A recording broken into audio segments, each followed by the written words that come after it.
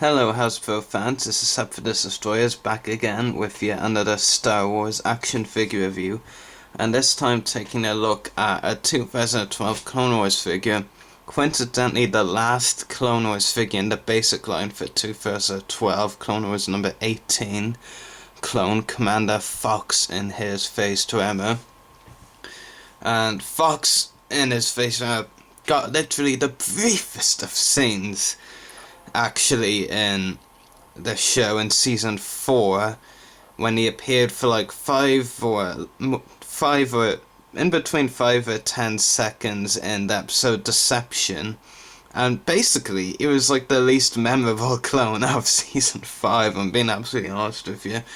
He was like in there a few seconds. We don't even know if the yes sir was actually his line, and he went unnamed in the episode. In fact, the first official proof, and this is going a long way because pretty much everyone knew anyway that it was Fox, but the first official proof was actually the announcement of this action figure, which was officially, and this is 100% official, not like 75 or anything like that, the first official announcement that that clone was Fox was the action figure that Hasbro were releasing, which is interesting. Anyway, like the other figures, like his articulation is limited, but of course we'll go into the pack-ins first. So you get the dice, a card, and like with the 2012 design, there's 2 sides to it.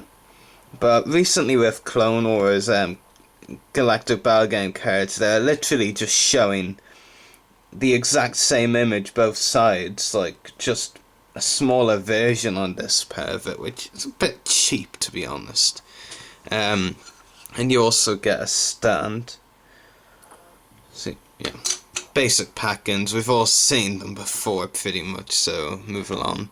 And here is an image of Commander Fox as he appears on the show. Now notice the white chin piece here because that's important. And you probably can already tell by comparing the image right now. Clone Commander Fox, as I mentioned, Clone Wars 18. Back of the packaging, you have a similar image of Fox actually, but with a bit of a background there. Same pose though. And a prototype image of the figure there. Again, the white chin.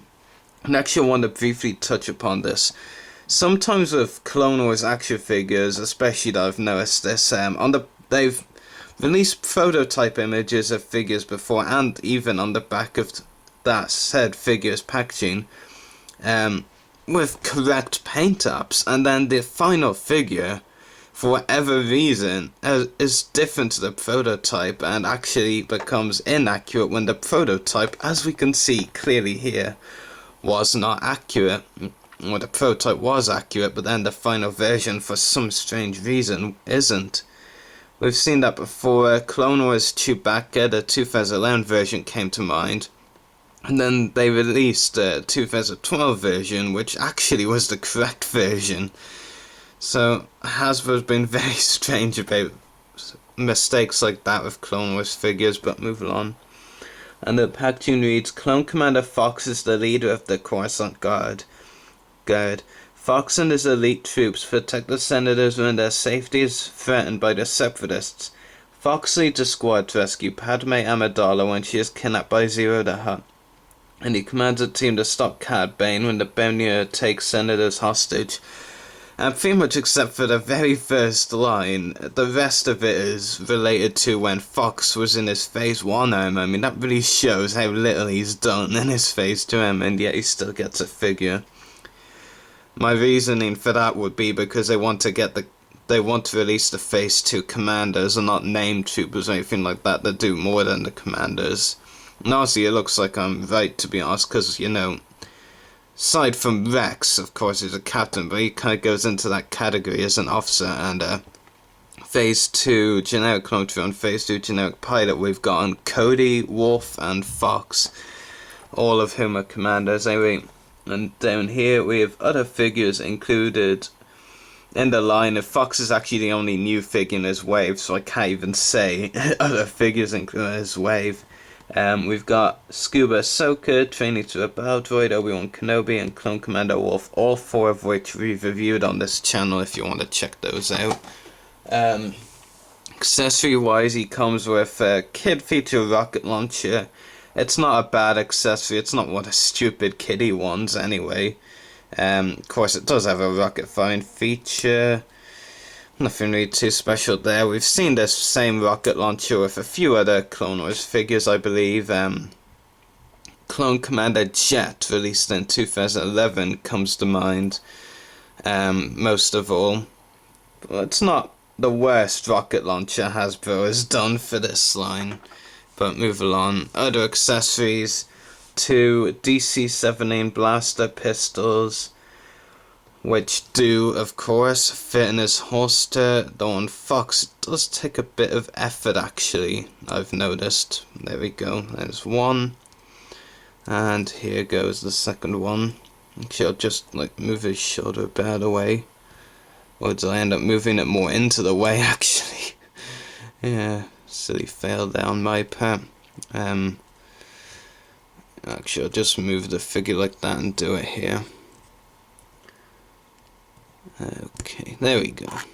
Like I said, with Fox, for whatever reason, it does take a bit of effort. It's actually like that with other clone figures I have, which is quite strange to be honest. And like I mentioned before, articulation for this figure, like other Phase 2 clones, like other Clone Wars figures this year, is a bit on the bad side, to be honest. You know, basically detail is what is still going for the Clone Wars figures. Detail with some of them is ever getting better, but articulation has just gone completely out of the wire. But I prefer detail over articulation any day, so I'm not overly bothered anymore.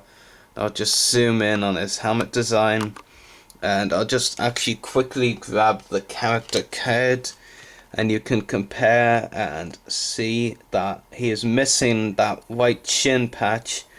So it is a bit inaccurate. Personally, actually, I just want to add something. I personally think the way Hasbro did it with that red bit is better, but you know, it's still inaccurate, so I don't know. But I kind of almost prefer the way Hasbro's done it for whatever reason. I'm not really too sure why. Now, detail-wise, very cool figure. Has a Coruscant Guard logo there. Of course, with the articulation limited, he can't do many poses, but detail very cool. And with his bright red, well, actually, it's kind of more dark red in person, to be honest. But with his red markings, he does stand out a lot on your collection or display, which is really cool. Anyway, articulation includes a ball jointed head, ball hinged shoulders, ball hinged elbows, no articulation in the wrists, a swivel waist, and swivel hips. So 8 points of 8 points of articulation, which is a standard for Clone Wars clones now. Not really too sure what to say, to be honest. As far as the 8 points of articulation clones is my favourite. Rex and Wolf, both of those figures suck completely, to be honest. Rex sucks a bit more than Wolf, though, as far as the figures go. So it's between Boss and Fox to see which figure is better. I'd honestly give a slight preference to Fox, to be honest. Not really too sure why. I think it's mainly the fact that Boss looks a bit bulky, and the shoulders barely move on the figure because of the bulky shoulder pads. So I don't know. I'd honestly give a slight preference to Fox. He's not a great figure by any means, but you know, it's still pretty cool. And like I said with Wolf before, the Phase 2 Wolf figure, it's likely to be the only version of that figure you get with this character in his Phase 2 armor, so you might as well buy this version of Fox, otherwise you're not likely to get another Phase 2 version. I know they're releasing another Phase 2 Wolf in a gift set, but that's really just like the same figure with weathering removed. It is a pretty nice figure. I'd probably rate it maybe 4.5, no more though, to be honest. Anyway, pretty cool figure. So may the force be with you and happy hunting.